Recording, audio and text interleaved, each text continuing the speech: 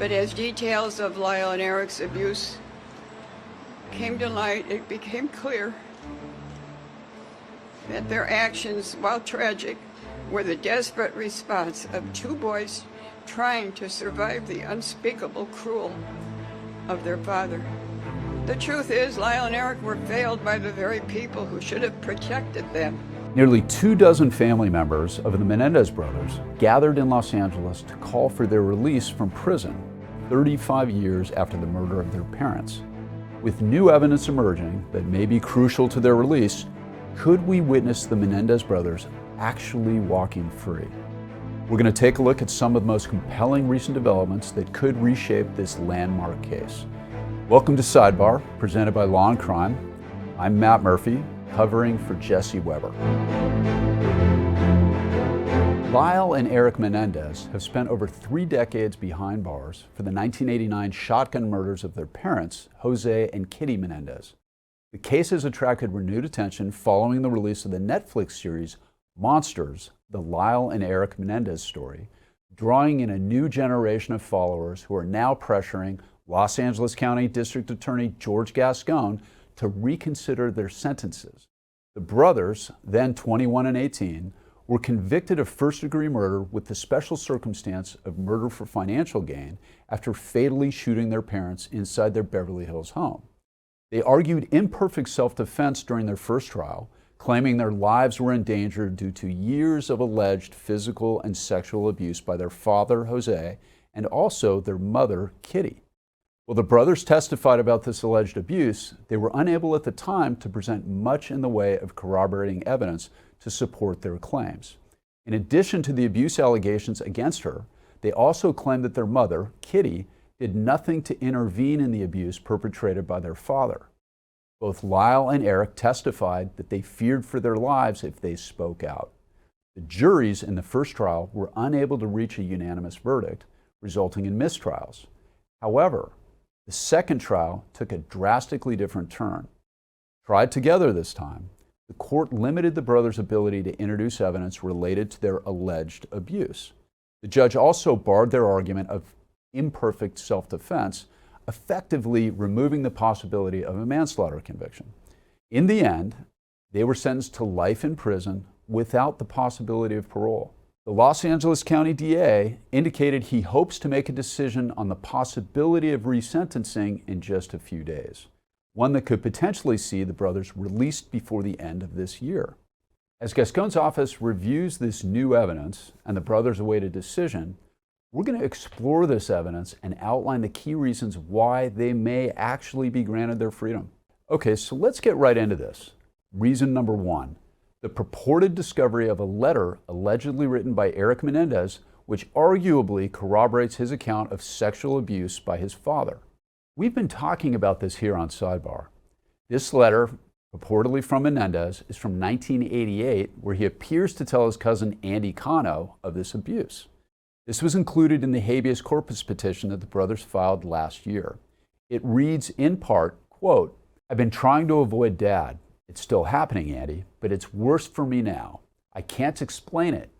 He's so overweight that I can't stand to see him. I never know when it's going to happen, and it's driving me crazy. Every night I stay up thinking he might come in. I need to put it out of my mind. I know what you said before, but I'm afraid. You just don't know Dad like I do. He's crazy. He's warned me 100 times about telling anyone, especially Lyle." Now here's the thing. The prosecution did not know about that letter at the time of the original conviction, and the jury also did not get to see it during either trial. And remember, we told you earlier the judge prohibited the brothers from using aspects of their abuse defense as a defense. So could this letter have made a difference? Possibly. If believed, it may have disproved the argument made by the prosecution that Jose Menendez was not capable of this kind of horrific abuse. In fact, the prosecution told the jury in the second trial that Jose was, quote, "not a violent and brutal man," and that he was, quote, "not the kind of man that would abuse his children." Let's hear what their attorney, Mark Garagos, had to say about this letter during Wednesday's press conference. His cousin Andy testified at the trial. However, in the second trial was demeaned as making this up or was not true. This letter now shows or corroborates that Andy was telling the truth. Now, this letter arguably corroborates the testimony of Lyle Menendez during his first trial when he said, quote, "He started telling me that one of the reasons he never told me before was because my dad had always threatened his life." So that's one key piece of this new evidence. Let's move on to reason number 2, and the second key piece to this. This is the recent allegation made by Roy Rosseo, a member of the Latin boy band Menudo, that he was also sexually abused by Jose Menendez inside the family home when he was just 14 years old. Remember, he recently spoke out about this in the Peacock docuseries Menendez plus Menudo, Boys Betrayed. Jurors also never got to hear from this revelation from Rosseo, and again, if this is true, it could be considered new evidence corroborating the brothers' claims. Take a listen to what defense attorney Mark Garagos had to say about that. Is that it corroborates what was testified to in trial number 1, that it corroborates the fact that the safe place that Jose thought he had was in the house. It corroborates what the family members said was the very uncomfortable rule in that house that you could not go down the hallway if Jose was with one of the boys. So we're talking a lot about the emergence of this new evidence in today's world, which arguably looks a little bit different than the one nearly 3 decades ago during the Menendez trials. This brings us to reason number 3, and we teased this in the beginning, the second trial's exclusion of certain elements of the brothers' defense centering around the physical and sexual abuse allegations. So why is this important? Limiting the brothers' defense in any way also meant limiting the scope of witnesses' testimony. During the first trial, the defense called 56 witnesses to testify. The ruling in the second trial excluded all Menendez family witnesses who were critical of their father, Jose. This included testimony from a cousin, Diane Vandermolen, who testified that an 8-year-old Lyle told her he was scared to sleep in his bed because his dad had been touching him inappropriately, and that she had been told by Kitty about this, only for it never to be spoken of again. A key argument from the family members and the Menendez defense team is their belief that the world was not ready to hear this evidence and believe the brothers back then, but they may be ready to hear it now. And they would be victims of a culture that was not ready to listen. They would be mocked. They would be called cold-blooded killers, left to rot in jail and denied any hope of redemption. If Lyle and Eric's case were heard today, with the understanding we now have about abuse and PTSD, there is no doubt in my mind that their sentencing would have been very different. If their trial were held today, their father's abuse would be front and center in their defense. And I believe the outcome would be very different. So, I do have to play devil's advocate for a minute here. Let's say the DA's office does find that this evidence of sexual abuse was improperly excluded. Does that actually bolster the brothers' claim of imperfect self-defense? Remember, we're talking about killing someone due to the fear of being in imminent danger. When Erik and Lyle killed their parents, Jose and Kitty Menendez were sitting on a couch watching television. The prosecution argued in that moment there was no way Erik and Lyle could reasonably believe that they were in imminent danger, even if they'd been the victims of previous sexual or physical abuse. Over the years, the courts of appeal have consistently agreed. Just something to keep in mind here as we address the impact of this evidence, and we'll get back to that later. We are in the midst of a contested and very heated election for the Los Angeles County District Attorney's Office. And that brings us to reason number 4, the possible re-election of George Gascon as the Los Angeles County District Attorney. Now, Gascon is running against a man named Nathan Hochman, and according to a recent Los Angeles Times poll, Hochman's lead over Gascon is continuing to grow. You may be asking why I'm bringing this up. Why does this matter? Well, we told you of a whole new generation of followers now calling for the brothers' release, and many have taken to Gascon's TikTok account to express their support for the brothers. Some even saying that they would vote for Gascon if he frees them. Would a decision from the district attorney recommending that the court resentence the brothers be good from a PR or political standpoint? it would certainly appear to be the case. Now, I know we don't really like to get political here on Sidebar, but if we're diving into the reasons we could see a release of the Menendez brothers, then we have to discuss the possibility of DA George Gascon making this decision as a final desperate act to bolster his chances of re-election. I will add that Gascon has been reviewing this case since last year when the current habeas corpus petition was filed with the court. And some of the family members of the Menendez brothers who spoke on their behalf urged the public to consider this as an issue of legal importance and not political importance. To help me break this all down, I want to introduce you now to a special guest, a journalism professor at the University of Southern California who covered the first of the brothers' 2 trials as a staff writer for the Los Angeles Times, Alan Abrahamson. Thank you so much for being here, Alan. Matt, totally my pleasure. Believe me. So I want to begin by asking you your thoughts on some of what we've been talking about here. Let me first pose this to you. Legally, how significant is this in your mind, this newly surfaced evidence? Well, I don't know how much it's legally significant as it is politically significant. And the question is, will the political significance take on a legal significance? You have to remember that the district attorney, George Gascon, is running for re-election. Every indicator suggests that he's going to get his rear end kicked badly in this election. So you have to wonder why in the world Mr. Gascon is making an issue of the Menendez brothers. You get taught in journalism school and in the school of hard knocks in life in covering these sorts of things to be skeptical. This would seem to me the logical answer to that question is that this is a fundraising vehicle. Past that, it's really entirely unclear why now the Menendez brothers, again, after 30x years, are in the news. Really, it's entirely unclear. So let's unpack that just a little bit. Tell us a little bit so the viewers understand the landscape in Los Angeles County right now. We have an election coming up in November, and all of this is coming to light now on the eve of this election. And there appears to be a pretty significant online movement of people that think the Menendez brothers should be released. How do you see that potentially playing in regarding decisions made by the elected district attorney? Yeah, but it's really hard to gauge how significant a movement it is on TikTok or YouTube, A. B, what the constituency of that movement is on TikTok or YouTube, and how many of those people are voters. So those are all unknowns. I can tell you from the fan mail that I've gotten, all of it loving and completely sweet, that these people are entirely, well, not entirely, some significant number of them are very emotional about the case. That is for sure. Emotion and TikTok and YouTube are not how we decide matters like this in the United States. We have a forum for these kinds of things. It's called the court system. I mean, I don't need to tell you that, but I'll remind everybody who's watching this. But TikTok is not the way we decide murder cases.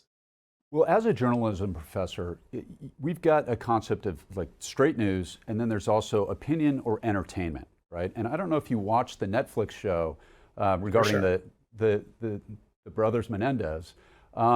It seems like a lot of people, and you correct me if I'm wrong here, it seems like a lot of people watch this portrayal based almost entirely, it seems, on their allegations against the parents without a whole lot of additional corroborating evidence. And it seems like people are treating it as if that was strictly factual. Has that been your experience? Yeah, I mean, the Menendez brothers have been in the public eye now for 30 plus years. And you go back to the Saturday Night Live lampooning of the brothers back in the 90s, and they're so susceptible to portrayals. You have Beverly Hills, you've got 2 rich brothers, you've got the parents, you've got every element you could possibly want. And then, of course, the trial was televised. It's very hard to remember, here we are in 2024 when we all have iPhones and social media is a thing. But back in 1993, when I covered this case and I sat for 6 straight months, in a courtroom and took notes, that there were no such things as a cell phone. My younger daughter, who's now 25, said to me, she goes, "You had to take notes by hand every day?" And I said, "Yeah, Rachel, that's what I had to do." I mean, it's incredible. And now people who watch this on YouTube or TikTok are only seeing part of the story. They were not there. It's impossible to say, if you watched it on YouTube or TikTok, you didn't see the autopsy photos. You didn't see Jose Menendez's head blown off. You didn't see Kitty Menendez's face blown to bits. You didn't see any of that. Yeah, and also it seems like a lot of people haven't listened to the 911 call either from Lyle and Erik. It's, I mean, you were there for court. One of the reasons why this was lampooned so heavily is because beginning with the 911 call, it's almost like performance art, right? If you describe that for us a little bit. Yeah, it's been my take for many, many, many years that the brothers are skilled liars. And if you listen to the 911 call, here, just within a matter of, let's say, moments, and I'm using moments metaphorically, but moments after bursting into the den and firing what was later determined to be 13 to 15 shots at their parents, and I can go into this at some vivid detail later, Lyle Menendez picks up the phone and sobs into the phone, "Someone's killed my parents." I mean, this is a performance worthy of an Oscar. I mean, he's the one who killed his parents, along with his younger brother. And this is the stuff of lying. And if you're in this business, the journalism business, and if you're in the law business, you know that people lie, and they lie to you all the time. They lie to your face straight up. And especially when you're on trial for your life, you lie straight up. That happens all the time. And a lot of people don't understand that, and I do, and you do. So let me share a personal story. This is really kind of funny. This is a full circle moment for me, getting to sit here and ask you these questions, because in the summer of 1992, when this was going on, I was a junior law clerk in the Orange County DA's office, and I was hoping to get hired there as a deputy DA 1. And one of my fellow law clerks, whose name coincidentally is Scott Peterson, but he's one of my best friends, he put one of your articles up on the wall. And I don't know if you remember writing this or not. It contained part of the exchange between Lester Kuriyama, who's one of the original prosecutors, and Erik Menendez, where he was caught in a demonstrable falsehood on the stand under oath about the purchase of those shotguns. And it was put up there as an example for a bunch of baby wannabe prosecutors about how you expose exactly what you're talking about, how you expose a lie. And there's no other interpretation of that. And that had nothing to do with allegations of sexual abuse. It was a lie about the premeditation deliberation of this, because they purchased the shotguns ahead of time. It was on our wall as an example, and they told me that I was getting to interview you, and I had to go back and look. It was one of your articles. Like my entire legal career, I spent 26 years as a prosecutor, including 17 years as a homicide prosecutor in the homicide unit of Orange County, prosecuting cases very similar to this. And I hope I'm not fanboying out too much a little bit, but I was so excited about getting your take on this. So I wanted to share that with everybody. Let me move on to the next question here. In your opinion, what do you think, if the brothers were put on trial today, what, if anything, do you think would look different? We've heard the arguments that the brothers should have been charged with manslaughter instead, which I got to tell you, I totally disagree with that. Would that, in your view, be a viable charge here based on what you observed in that 6 months watching these proceedings unfold? Well, so, Mr. Prosecutor, sir, you know better than to ask yes or no questions, and the answer to that question is no. So I think nothing would be different, and the reason why is this. What's shocking to me, Matt, is that very few people in my business, in journalism, have taken the time to read the Ninth Circuit opinion, the habeas opinion from 2005. This opinion absolutely destroys the brothers' opinion, the brothers' arguments, excuse me. And what it says, first of all, is that the so-called abuse excuse evidence is all but irrelevant and immaterial. The word it uses is misplaced. And the reason why, as you would understand, I would understand, as I think most people who would watch the show would understand, is that it goes to the notion of the imperfect self-defense argument. Look, to put it in English rather than lawese, the brothers had to be in imminent fear for their lives when they burst into the den. What was the situation? The parents were sitting there watching TV. What was the fear? There was no fear, zero fear. So all of this abuse excuse evidence, and it's worth noting that none of which has ever been corroborated. None.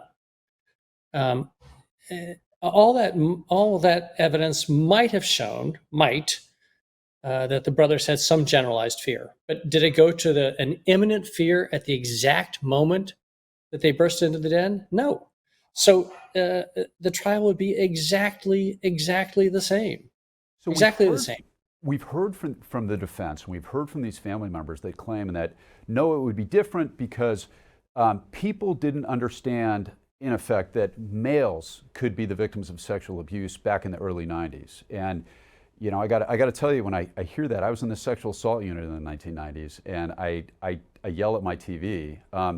Tell us about that. Were they permitted, based on your observations, to share these allegations of sexual abuse? And I mean, did people know that men and boys could be sexually abused in the 1990s? Yeah, I also yell at my TV because I quoted in the piece I did as the preview for the trial, a judge from Maryland who said that he had seen cases like this, and generally that the children make allegations like this, and it sells a lot of papers, is what he said. And it's the classic case of the children who kill their parents and then throw themselves on the mercy of the court saying, I'm an orphan. And you hate to be glib, but that is exactly what happened here. You know, you hate to be difficult about this kind of thing, but this is a homicide case. And when you as a defense lawyer know that one of the very difficult facts in the case is that you have to concede that the brothers pulled the shotgun triggers. So they have to acknowledge that they did the killing. What are your possible avenues for defense? Well, that sort of limits significantly what you can try to do to take what is now almost surely a murder case down to manslaughter. What could you possibly argue? And it seems logical that the only thing you possibly could argue would be sexual abuse. I mean, that seems logical. So let's run with that for a second. Say this is indeed true. Let's say that that Jose Menendez was sexually abusing these boys at one point, and let's say it was horrific. Does that change the nature of what they did, in your view? No, because again, under California law, and this is where people really lose the plot. People who get wrapped up in the emotionality of this allegation completely lose the plot. Under California law, imperfect self-defense means you have to have an imminent fear for your life when you act in quote-unquote self-defense. What was the imminent fear here? The parents were sitting in the den watching TV. There was no imminent fear. Imminent means now. There was no fear. This is a classic case of premeditated murder.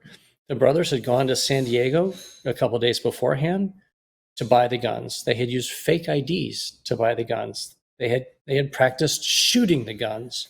The parents are sitting there quietly watching television. The brothers burst into the den. They fire 13 to 15 shots. They blow the father's brains out. Incredibly, Kitty Menendez is still somehow alive. Lyle Menendez, the older one, goes back out to the driveway, reloads his shotgun. What I like to do when I tell this story is take your stopwatch, walk out to your driveway, just walk to the car. Walk out there and walk back in. It usually takes about 30 seconds. That doesn't even account for the time it takes to reload a shotgun. He came back in, put the muzzle of the gun up against his mother's cheek, and blew her face off. And this is heinous. It's awful. I mean, it's vicious and despicable. So they also went and they were talking to a psychologist named Dr. Oziel, and they had multiple sessions, both Erik and Lyle. Based on the evidence that you observed, when did these allegations of sexual abuse first come out? Did they tell that to the psychologist? What can you tell us about that? Yeah, and this is one of the things that really suggests to anyone with a clear head that these abuse excuse allegations are fabricated. So in a couple months after the killing, they met with Dr. Oziel. Erik had been meeting with Dr. Oziel because he had been implicated in a burglary in Calabasas. And you would think that if there was ever a time in which you were going to confess your deepest, darkest secrets to someone, you would do it in confidence. I'm going to make a little bit of a joke here. Like everyone in California, I've been to therapy. Maybe you have too. Look, when you're in therapy, you're in confidence. You have a privilege. You know that you can tell your therapist anything and know that it's secret. Indeed, they did tell Dr. Oziel that they had killed the parents. Did the sexual abuse allegations ever come up then? No. They told Dr. Oziel then that they had killed the father because he'd been unfaithful. And they told him that they had to kill the mother because she was miserable and that killing her was essentially a mercy killing. Not a word about sexual abuse. Not a word. Tell us a little bit. They were also convicted of what's known as special circumstance of murder for financial gain. What was some of the evidence that may have either been a partial motive or perhaps the entire motive of this killing? So after the killings, there was some concern among both of them about a will, and once they, I won't get into all the back and forth about having to confirm that the will existed. There were checks at computers, this, that, and the other thing. But once Lyle in particular made sure that the will left everything to the brothers, they went on a spending spree. They bought Rolexes, they bought Porsches, they bought buildings, they bought and bought and bought. I mean, who at 21 and 18 does that sort of thing? You know, we have ample evidence of actual financial gain, and I can share this a little bit. Under California law, since I've prosecuted these, one of the things that seems to be absent from the discussion here is that you can be motivated by different things when you commit a murder. And under California law, the way it works is if you are only partially motivated by financial gain, you can be motivated by nobility, revenge, bad feelings, a dispute over offense, whatever it may be. But if the defendant also is subjectively aware at the time that they will financially benefit from the killing, California law says that is still a first-degree murder with the special circumstance of financial gain. All of the elements are satisfied.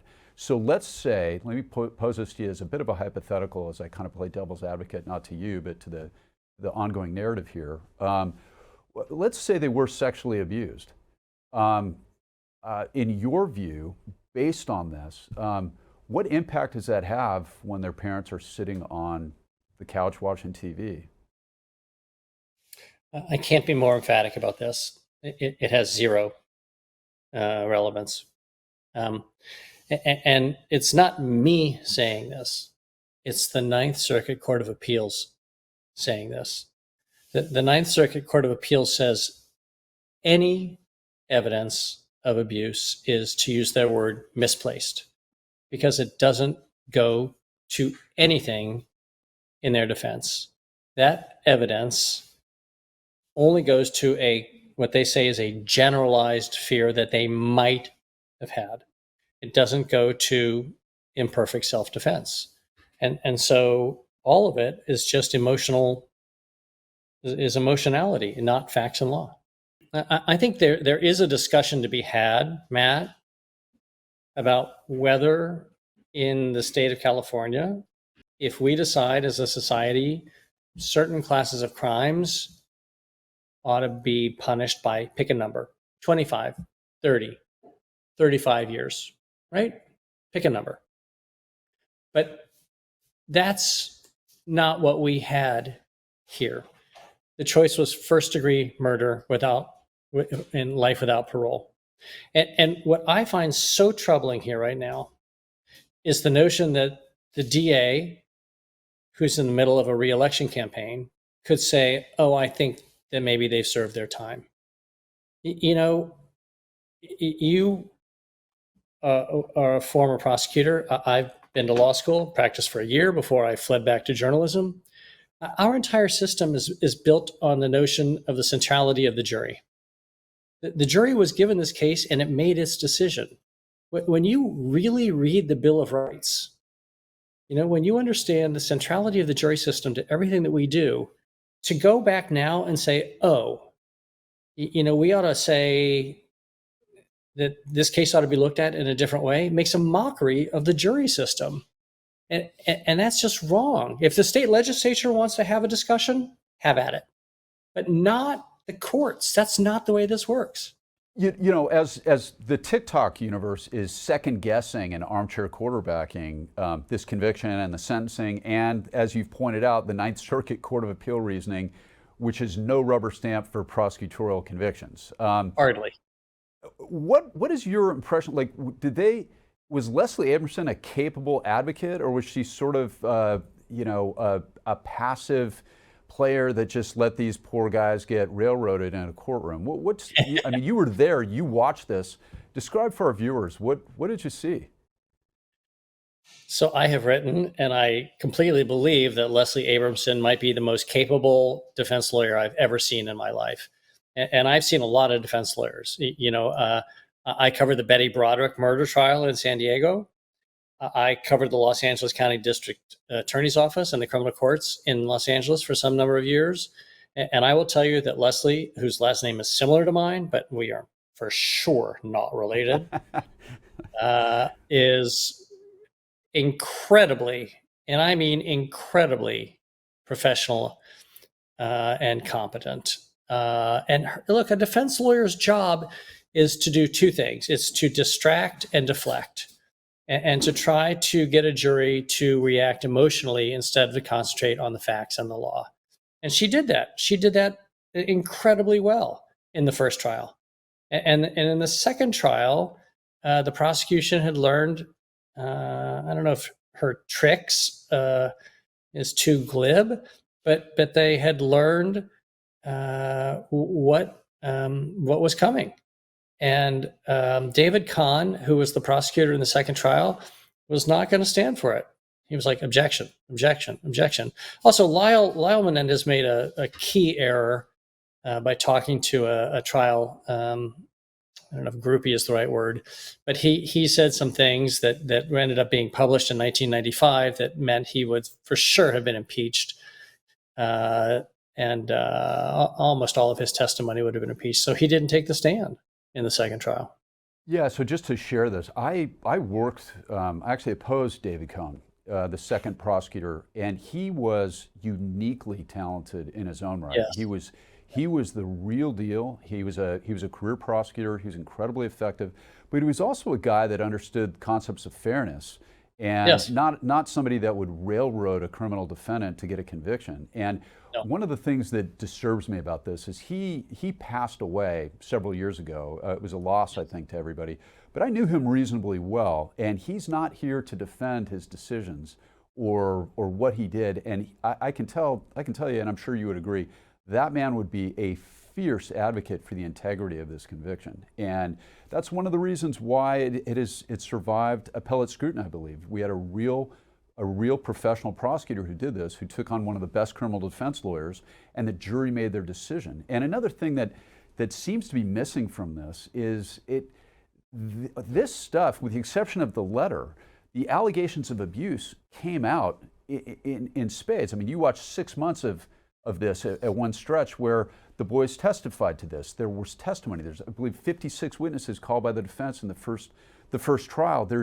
There was ample allegations. Like, it's not like the sexual abuse allegations are new in any respect. You've got a Menudo, a former band member who's made allegations against Jose Menendez, and you have a letter that was written by one of the two co-conspirators, Erik, who you watched testify, who lied to pretty much everyone about pretty much everything in the lead up to this.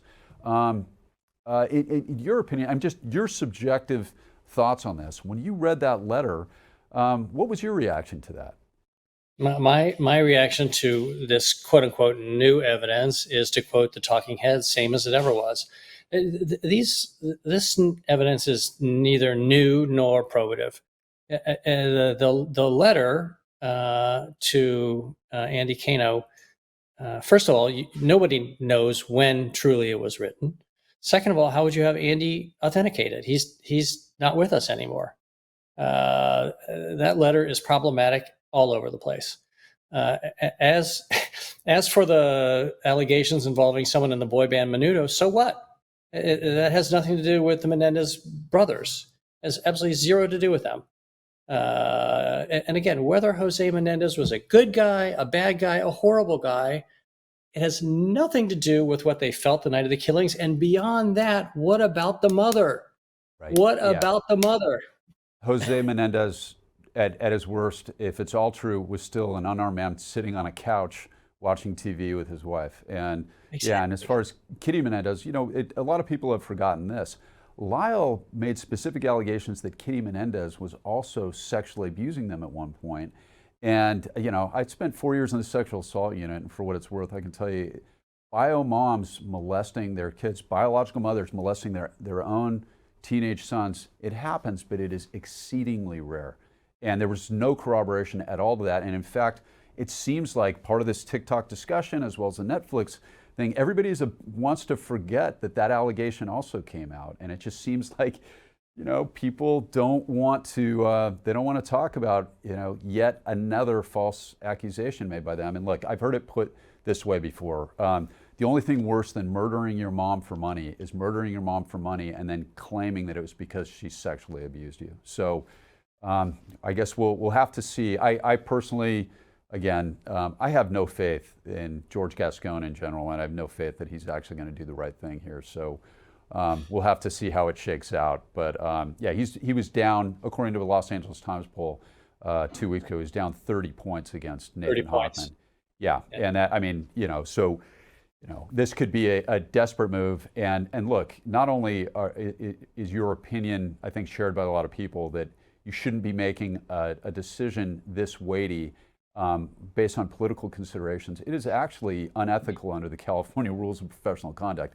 The rules of prosecutors strictly prohibit making prosecutorial decisions based on political considerations. It happens all the time, but I agree with you, it shouldn't happen here. Just one more thing. I mean, to go to Kitty again, there has never, ever been any suggestion, none, that Kitty Menendez would kill her sons. Let me say this again for clarity. There has never been any suggestion that Kitty Menendez would kill Lyle and Erik. So even if one was inclined to believe every single thing about Jose Menendez, which I do not, even if you take all that and you believe it, you still have to deal with the mother is dead, shotgunned to death. Her older son blew her face off. That is first-degree murder. All right. I don't think we can end it in any more clear fashion than that. Alan Abrahamson, thank you so much for talking with us today. Been a total pleasure. That's all the time we have on this episode of Sidebar. Thank you so much for being with us.